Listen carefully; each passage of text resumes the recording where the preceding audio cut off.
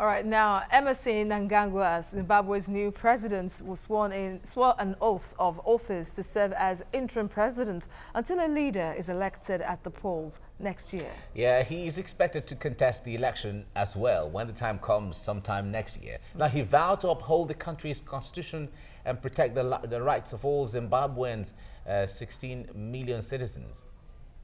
Let me at this stage pay special tribute to one of and the only surviving founding father of our nation, Comrade Robert Gabriel Mugabe.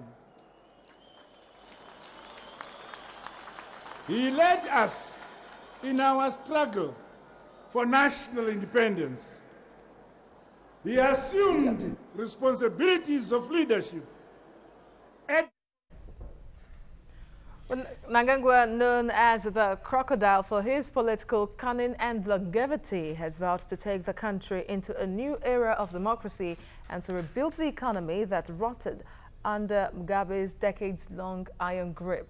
Well, critics have questioned whether Mnangagwa, who is said to have been behind some of Mugabe's most ruthless policies, will be able to bring about reforms and return civil liberties to a people who have been oppressed for so long. Now, while working with Mugabe, he headed the feared intelligence agency as well as the defense and justice ministries during times of state oppression and brutality, and is tainted by accusations of his involvement in the Matabeleland massacres in the 1980s.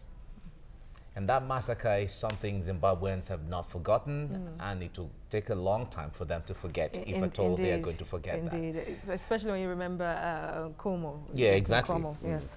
All right, we have joining us now TVC News researcher Cyril Abaku. Cyril, good morning. My pleasure, Mike. Morning. I'm glad to be here.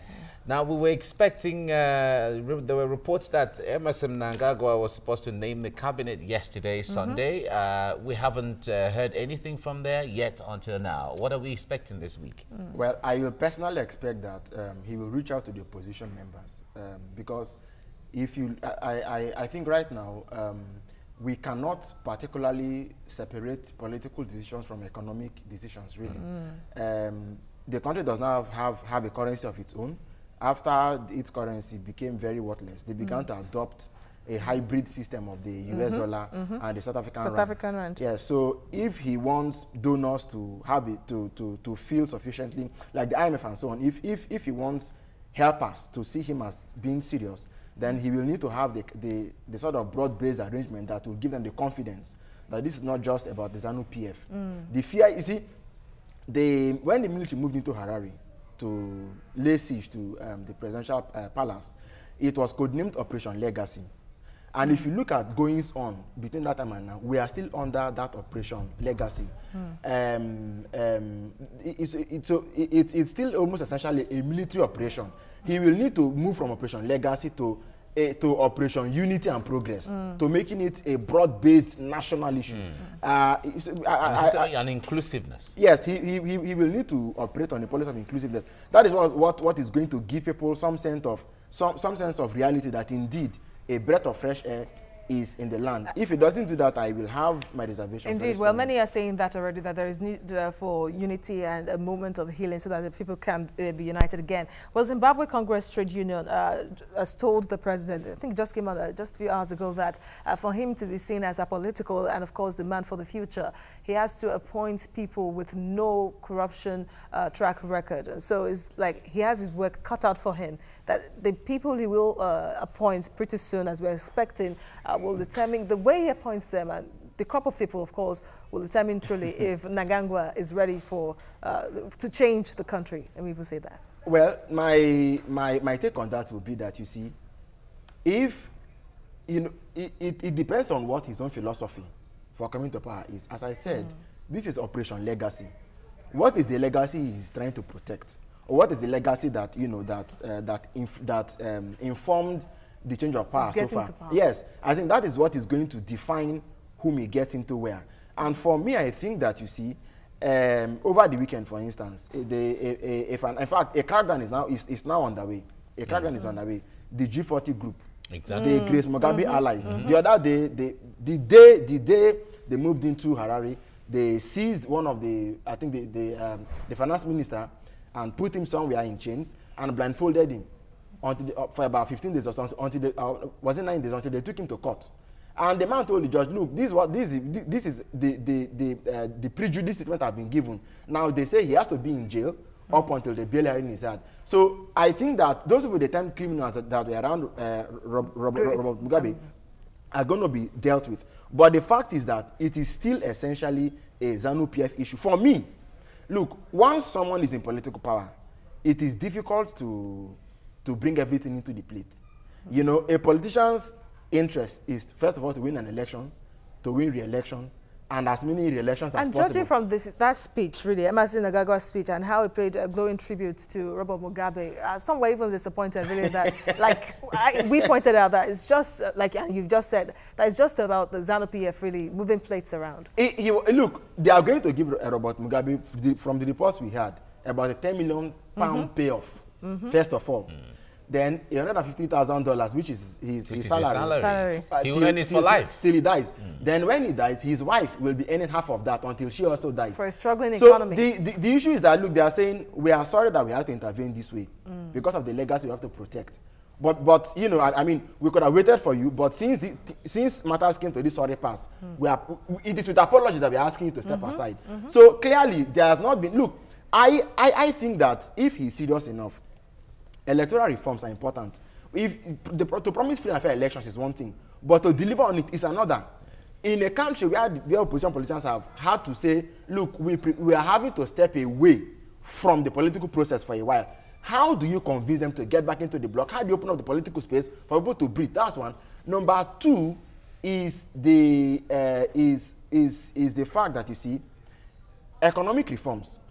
Now, he has said that he's not going to return the farms they took from White House. It's okay. But you see, even China, that has been a strong bilateral backer of Zimbabwe, had some of their own firms, had some of their own businesses in Zimbabwe shut down because of the indigenization and economic empowerment policy that was brought under Mugabe. I think he needs to roll that back a bit.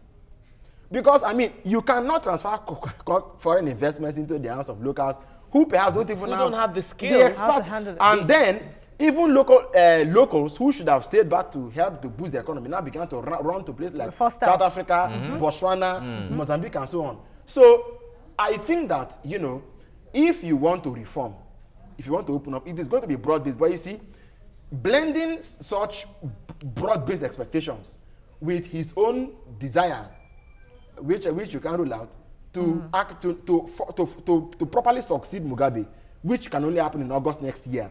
Those are two big issues that he will have to find a middle ground for. So we are looking, if he has to brook some sort of let's just say non-ZANU-PF elements into government, how much is he going to concede? Because you see, the base, even the ZANU-PF itself needs some measure of healing. Zimbabwe needs broad healing, and so his work is quite enormous. But I think that he will be looking at how he is going to maintain things from between now and August and win elections, and then... Now, some analysts have said that what he is doing to Mugabe, doing for Mugabe, is a way of setting the stage for what he wants to benefit at the end of his own tenure. Yes, you see, at the end of his own term is one. You know that the oppressions, the crackdown on opposition members and Matabeleland that you refer to in 1980, which was Joshua Nkomo's hometown. Yeah, the Ndembele people. You see, yes, the Ndembele tribe. What happened was that you have these war veterans, the ethnic militias, along with state agents like the military and so on, will do the crackdown.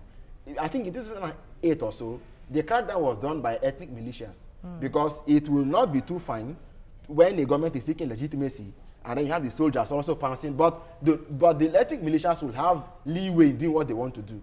Now you see, the fact is that comradeship, military comradeship, has a chain of command, has authority.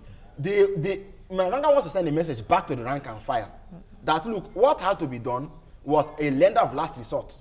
It will not be in our culture and in our tradition. Constantine Chiwengwa, the military general, Emerson Mnangagwa, whoever he is now, he's president, and Robert Mugabe, these are the three musketeers, three friends, three comrades who had everything going for them. Mugabe was the leader. Mnangagwa was the next in line. Of course, you addressed Mujuru and so on. Look, even before Robert Mugabe came, there was someone else who was leading them and who died in the course of the struggle.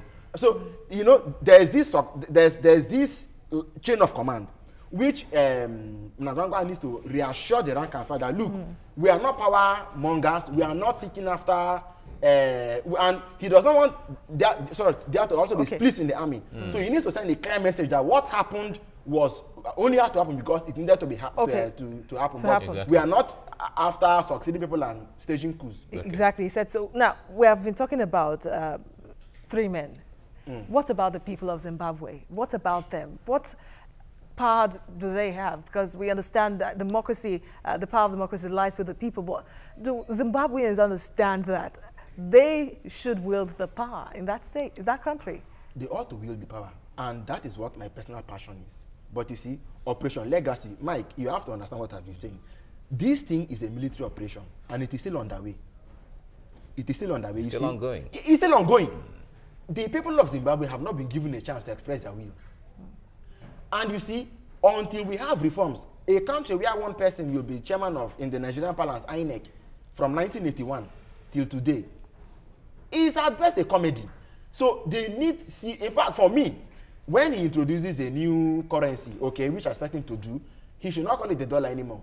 He should look for a native Zimbabwean name and give to me the way they change the name from Southern Rhodesia to Zimbabwe. Yes, that will psychologically, I mean, by the psychology of language, it will give the people some sort of novelty. New direction. And yes, direction. And then they need new faces. Okay, it's about the fact that even the ZEC, the Zimbabwean Electoral Commission, should also be perhaps disbanded. Let's have something new faces, new policies. And if they have not, the funding, the poor funding that has been given to the ZEC over the years has made it virtually look like a chewing stick for whoever is president. What they need to do is to also properly fund it. Perhaps in this case, as Morgan Changara called for it about 10 years ago, they should get the UN or some organ of the United, I think the United Nations Development Fund, to come in and also assist them in the next elections. Even if Mnangagwa is going to win, there should be substantial international assistance and support to give that election legitimacy. Because and for it to be seen as fair. Because without such broad, without such seeing to be behold, to be beholding, it will be difficult to tell us that any change has significantly occurred. I already have my reservations because of the other colors I'm seeing. But I think, you see, it is important to send out a strong message that change has come. Okay. Whatever that change is, that even if we were ruling before and we are continuing to rule, we are trying to do things a bit differently. Okay. I think all right, Cyril. Thank you. Cyril, we have to leave you here now. Cyril Abaku, thank you so much for coming on the program. Thank you. All right.